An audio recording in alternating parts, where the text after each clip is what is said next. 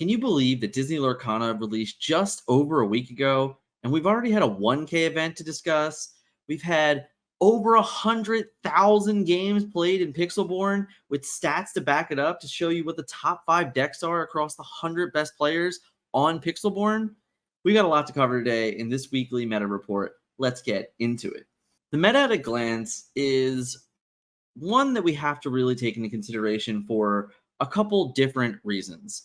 Now, there was a 1K this week, and that is great because it means that stores are already ready to go. They're already ramping up. They believe in their competitive scene that they were going to show up. And with that, you have to kind of take some information with a little bit of smudges, little bit of asterisks, right? Because what happens is with the game only being released a week ago, with a limited availability in local game stores, lots of players that might be showing up to play in these events simply don't actually have the best versions of decks because they're working with limited card pool. We're going to see some of this, in my opinion, from the 1K event and some of the deck lists we're going to look at from that. But it's also just the living, breathing fact that right now, with just the amount of ways to actually acquire cards, we don't have the availability to just build whatever we want, whenever we want, unless players are truly willing to spend a little bit extra just to get there. So after the week one of kind of the stats in 1K events, some of the stuff I've seen from League posted on Twitter and posted on Facebook and things like that, there's plenty to be discussed.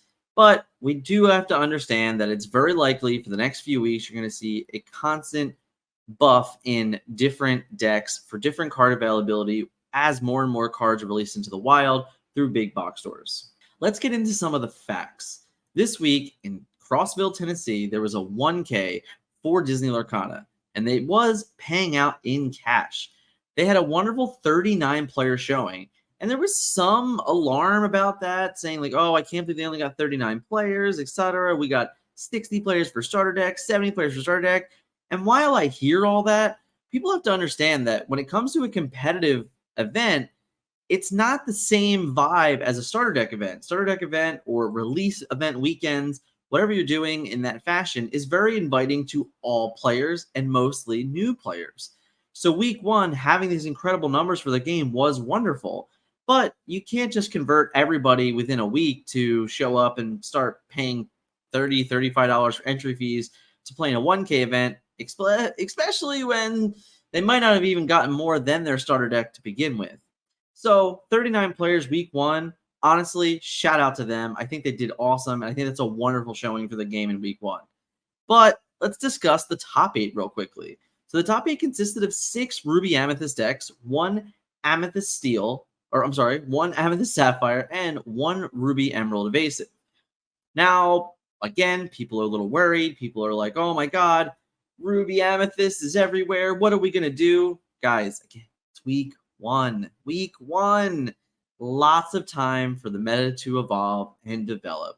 Lots of players that haven't even really played the game at a high level or have tried to evolve or tried to adapt.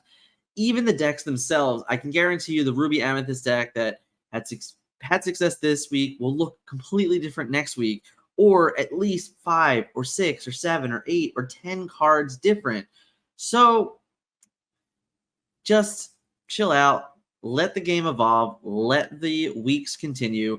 Next week we have PPG Denver, and that's basically a 1K also. More reports coming that on very, very soon. Stay tuned to this channel. If you're not, hit that subscribe button. I will be reporting everything there is to do with the PPG circuit, and there is some news coming on that tomorrow, I believe. Be on the lookout for it. But again, so you may see this overwhelming 6 decks, all the same, a little bit different in variations as you'll see as we look at some of them.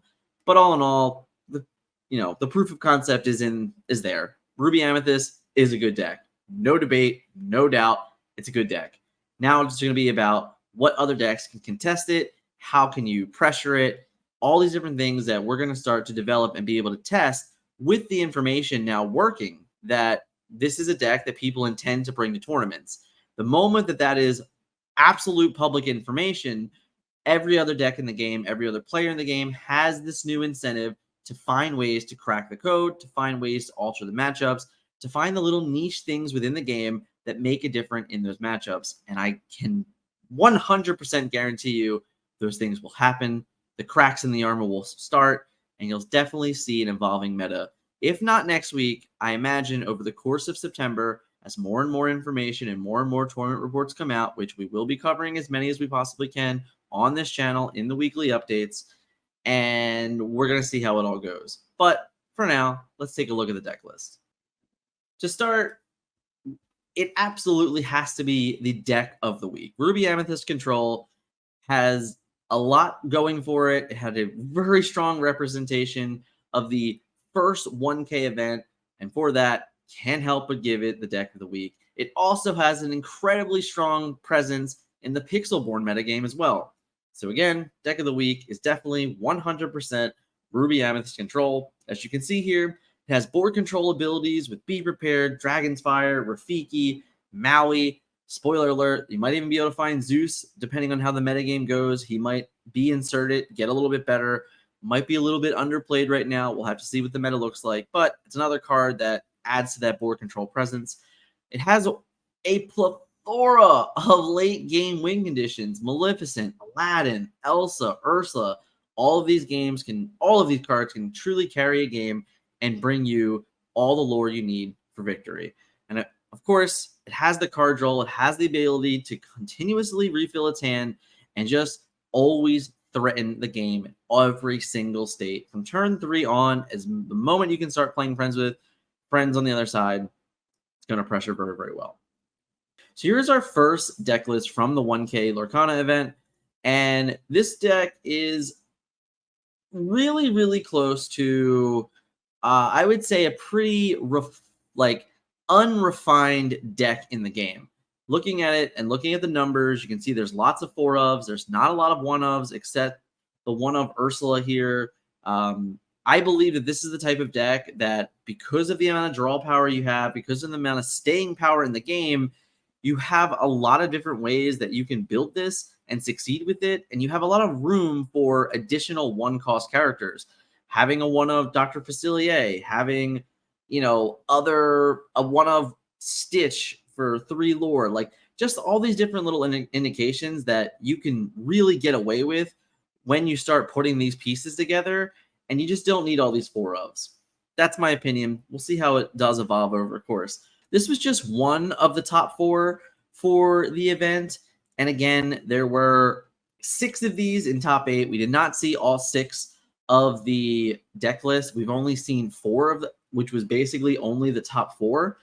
However, just to note again, there was no clear-cut winner in this event. It was a top 4 split. So there's not any which one player that we can claim that this was, quote, the best deck of that particular event. They decided to take a split, and as a competitive player, when cash is on the line and top 4 splits are available, it's always okay to take the cash. Risk, reward, it's always okay to take the cash and take the splits. Trust me. Now, here's the other version.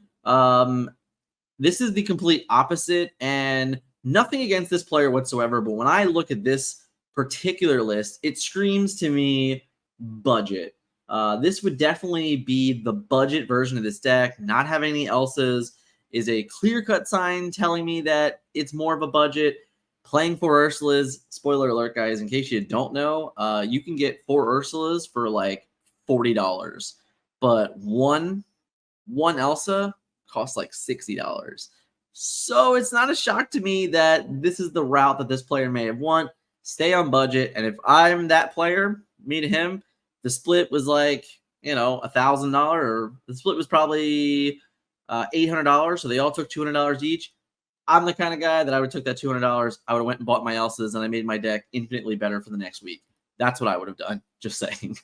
You can also see here that he has the Mickey Broom combo, which is quite different from the other one. No Sergeant Tibbs, less mirrors, less Rafikis. And no Elsa, which is obviously the big tell. He also has a couple Jetsams there that are hard to see above the Mickey Mouses there. So definitely some different choices in this one.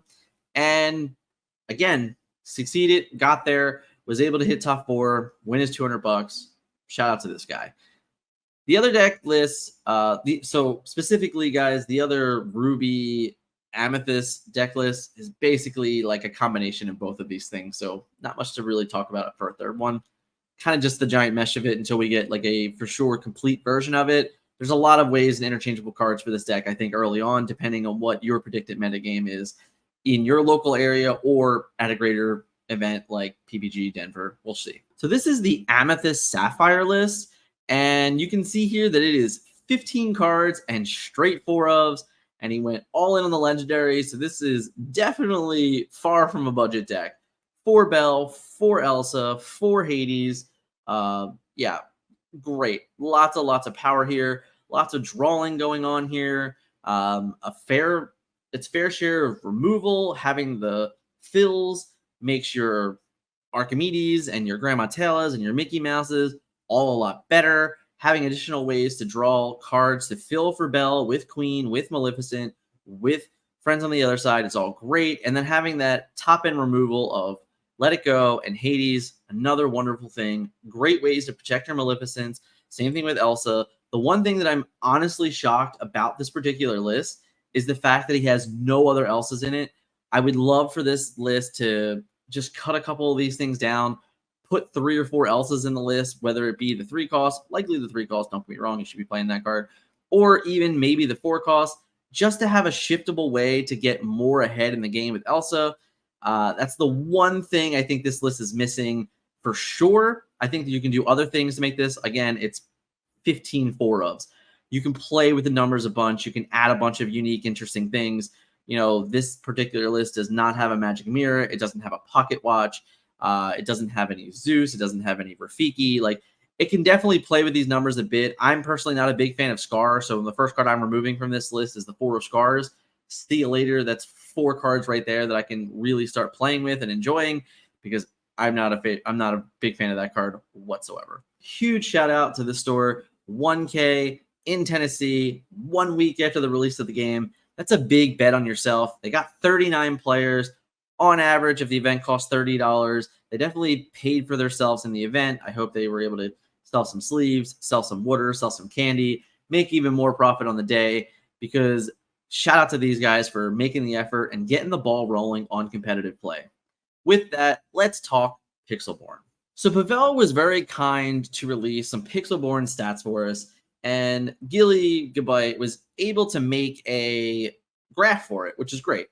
Now, what this graph is representing is Pixelborn's top 5 decks by total games played from the top 100 players data provided by Pixelborn August 18, 2023 to August 25th, 2023. So the top 100 players, I mean, seriously, guys, think about this. Top 100 players played almost 6,500 games.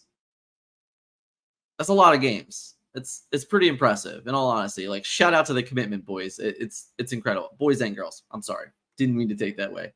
Shout out to you guys. Incredible showing already for 1 week of Pixelborn. Great numbers. Let's break them down. Of those 6,467 games played, Ruby Amethyst has 2,293 wins. Emerald Amber has 1,508 wins. Amber Steel has 1,301 wins.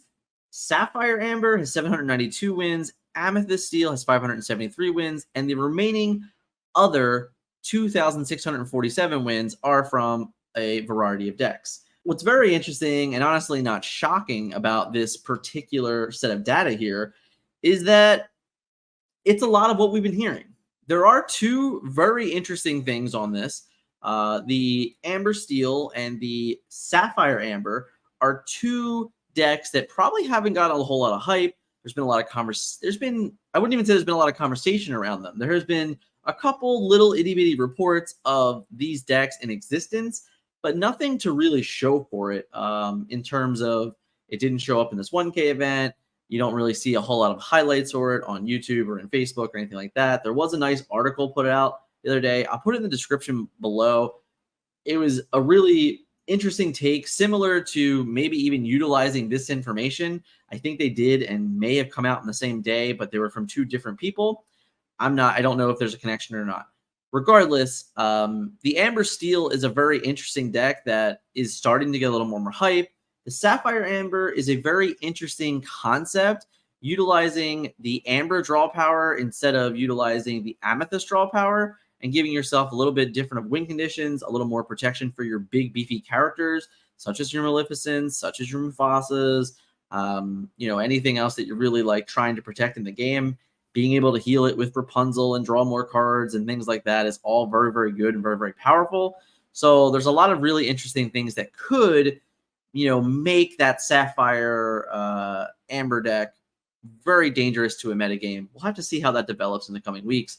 The Amethyst deal, in my opinion, very likely either one of two things. It's either aggro or it's mid-range, or maybe has a slight control, but probably aggro or mid-range. But since it's not specific to exactly what these decks are in terms of like model or type, we can all make the assumption that Ruby Amethyst is control. We can all make the assumption that Emerald Amber is aggro. We can make the assumption that Amber Steel is mid-range. But the others can't necessarily be confident in what they're doing because they have the ability to do a couple different things for a couple different ways. All in all, thanks again to Pavel for releasing this. Thanks again to Gillybyte for creating this awesome graph to talk about. Lots of really great hype. I also can already confirm there was over 100,000 games played across Disney Lorcana, across Pixelborn for Disney Lorcana, which is ridiculous in an opening week. 100,000 games in a week. Shout out to Pavel. Congrats to him. Doing a great job. Keep it up, man. Awesome. Let's move on to the next. So a potential deck on the rise is what I was just talking about a little bit ago. It is the Steel Amber mid-range deck. That's what I would call this deck. And mostly because it's doing a lot of things and it gives itself really a bunch of different ways to win games, which is very interesting. Having the draw power of Rapunzel, having Ariel, having Stitch, having the board control aspects of Grab Your Sword, Tinkerbell, and Fire the Cannons. And then, of course, it has this overall interesting package of cards that just frustrates opponent. Being able to pressure the game with Lilos, being able to protect your cards so very well with Maximus, and when you need to, just a whole new world to refill your hand and start over. It really does a lot of interesting play lines. It pressures the game state in many different ways. It has the ability to be an aggro or be a control based on its matchup it's in the hands of a truly good player and one that understands the deck very well. It has basically all the tools that you need to succeed in the game, in all honesty. This is a deck that I think is very under the radar. I don't think a lot of people have really seen it in action yet, and it hasn't been covered on many platforms. If you're looking for a specific deck list for the link, you can check and join the Discord below. This is something that I posted the other day, and it's been a deck that I've been playing for a few days, and even other teammates of the TFM have been giving it a go and all having a lot of success with it. Deck is very good, very fun, very powerful, and very under the radar.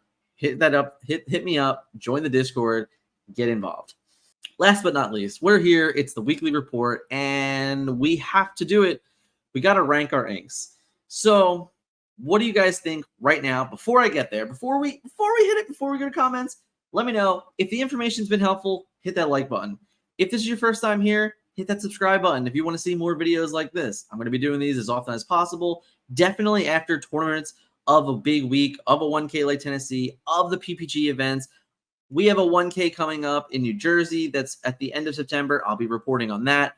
Anything that's of value that has a high competitive stake in mind, I will be highlighting on the weekly report, just like this one. So hit that subscribe button if you enjoy this type of content.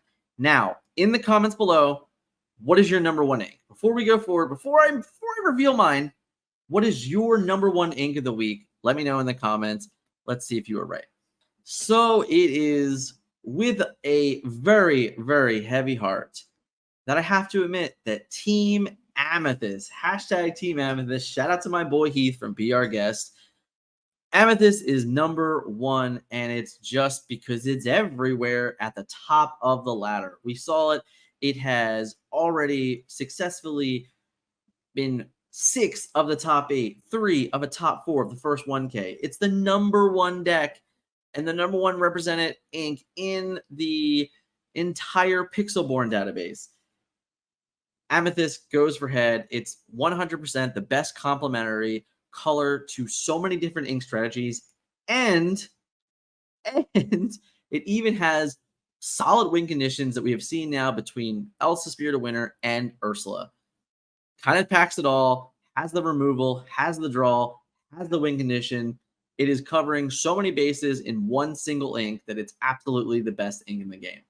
Now, for rank number 2, it's Amber.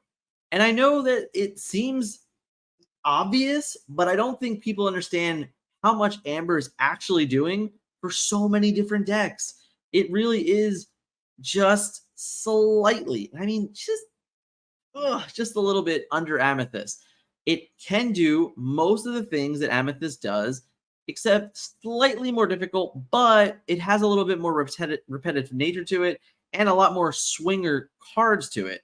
While Friends on the Other Side is a wonderful card to exert your 3-cost character, draw 2 cards, well, if you can play on turn 4, play your Rapunzel and heal 2 or 3 damage from a card, and then draw 2 or 3 cards, and on top of that, get a 2 lore character in play, that's actually better than Friends on the Other Side. If you can set your turns up to get away with these things, you are really far ahead in the game. And then the crazier thing is, even when you can't, you can do other weird, wacky things like using just on time ahead of curve to play out Maximus and bodyguards and things like that, which like nothing on the planet can even damage enough. So you can protect your cards that you need to, run your Maximus into something, get damage on it, play your Rapunzel, heal it up. All very, very powerful things, all very, very good things. And it does a lot more than that as well. It really does have just as many good playables as Amethyst, but Amethyst still gets a little bit of the above because the end game for Amethyst is probably definitely a little bit better than the end game for Amber. Coming in at third is Ruby. Listen, again, top deck in the game. 6 of 8 in the top 8 of the first 1K, 3 of 4 in the first 1K. Number 1 deck in Pixelborn after a week in Season 1. Ruby's really showing it. The removal of Be Prepared, Dragon's Fire, Maui. Really a great complement to any deck that you want it to be. Doing a lot of great things. Steel is going to be in the number 4. Again, at the end of the day, Steel might actually be suffering because of the 3 colors ahead of it currently succeeding. The moment that more aggressive decks come out, Steel will just slowly rise back up to the top, because the core reason why aggro is having slightly more difficulty is because aggro has the ability to pressure the Amethyst Ruby control deck very well, but it has almost no matchup in Steel. So you have to be very hesitant in understanding that when you're building your aggro decks, that you just kind of have to lose the Steel, or you have to just dodge. Listen, there's a strategy in card games, in tournaments, and the tournament, sometimes you go to an event and you just say, I can't beat this, and that's okay. If I dodge it, I'm going to succeed, and if I miss, and if I hit it, I'm going to go home early. But that's okay sometimes in tournaments. Sometimes you make that gamble, you make that roll of dice. It's a live and you learn. You have to understand you can't win every event. You got to gamble every once in a then. And sometimes when you gamble and you hit big, you win big. Nonetheless, Steel right there in the middle there, kind of just under the radar because its best matchups aren't succeeding. Its worst matchups are succeeding. And you're trying to find a way to really get over the hump of turning your mid-range Steel decks into being able to pressure well enough against the more controlling Ruby and Amethyst and Sapphire control decks. Then we get Sapphire, which is probably a bit of a shock to some people, but realistically, if you really paid attention to that list, Sapphire's not on it very often. It's just not. The only color that's on it less than Sapphire is Emerald, which is why Emerald is the worst ink of this particular week. And I'm not saying Emerald's bad. I'm not saying that Sapphire's bad. I'm saying that the other inks right now are doing way more than these two in general. While it does offer a lot, it has a lot of playability, it has a lot of unique cards, it just kind of seems that early on that you're just behind the 8 ball on all the other inks. The lack of draw power in both of them, while you can argue that Emerald creates a lot of card advantage in a negative manner to your opponent, it still means that you're kind of just in on your own draw. And when you just don't have the cards that you need in the order that you need them, your draws are wonky, and you just come up short in games. And Sapphire's the same way. Like, yes, it's great when you can hit your ramp early, play your big guys early, move on with life. But when you can't, then you're kind of just stuck with a bunch of cards in your hand with a lot of not success. So that's what it is. All in all, I think it's been a wonderful first week of Disney Lorcana in the competitive scene. Huge shout out to Tennessee one more time for hosting the 1K event, giving out the reports. I can't wait to hear more about it. The owner of the shop is going to be on the Illuminateers live stream, which I believe is streaming tonight. If this video comes out in the morning, you'll see that tonight. So be sure to check that out and see what he has to say about the event. And then, of course, shout out to Pavel, obviously always for the wonderful Pixelborn client and for releasing those stats to us so we can even talk about them in general and give the public feedback of what we think about the game. The last thing I want to say is, again, I started with this early. It's an evolving metagame. It's an evolving door. We're going to keep evolving. We're going to keep finding ways to kink the armor of the quote top decks, the quote best decks. It will continuously happen as more events come, as bigger events come. If we look to October, where we have a potential 5K coming up in October, we have Miami TCG Con, which is definitely going to be a big event. I promise you, if you haven't made a decision yet about going to Miami, you heard it from me first. I'm the guy that reported from George, that told you about the PPG events. I'm also the guy telling you that you're going to want to be in Miami. It's going to be worth the ticket. It's going to be a lot of fun. There's a million artists coming. It's not really a million. It's like 10 or 11 or 12 at this point. If you want to enjoy the con and check out the artist section, that's great. But the gaming section is going to be a straight extravaganza. It's going to be a lot of fun. It's going to be big. It's going to be huge. It's going to be massive. I'm excited to be a part of it in a big way, and I can't wait to tell you more about it. But for now, heard it from me first. You want to go to Miami. I promise you. Come join us in Miami. I'll be there. Scott's going to be there. Might even have more friends there. Lots of other content creators there. It's going to be a great place to show up. You heard it from me first. Nonetheless, we're going to call it on that on the video. If you liked it, smash that thumb. Give me the like up. If you're not, hit that subscribe button. If you're looking for more videos like this, we've been doing weekly meta reports. Well, kind of like bi-weekly at this point, but bi-weekly meta reports on the average. And we're going to continue to do these as more and more events happen and there's more and more things to report on, because the meta is only going to evolve when there's actual stakes involved. League play is great. Playing for $1,000, way different than playing for one pack at League. Different stakes, different type of players show up to that. And we're going to see the best information from those competitive events. I'm looking forward to this weekend for PPG Denver. I may have a good announcement on that also coming by the end of the week. So if you're looking forward to PPG Denver, check in on the content regular. Follow me on the socials. I'll have all the information as soon as I'm allowed to post about it. Thanks, you guys, for watching today. Enjoy your week. And as we approach week 2 of Disney Lorcana Meta and PPG Denver, can't wait. See you guys in the next one.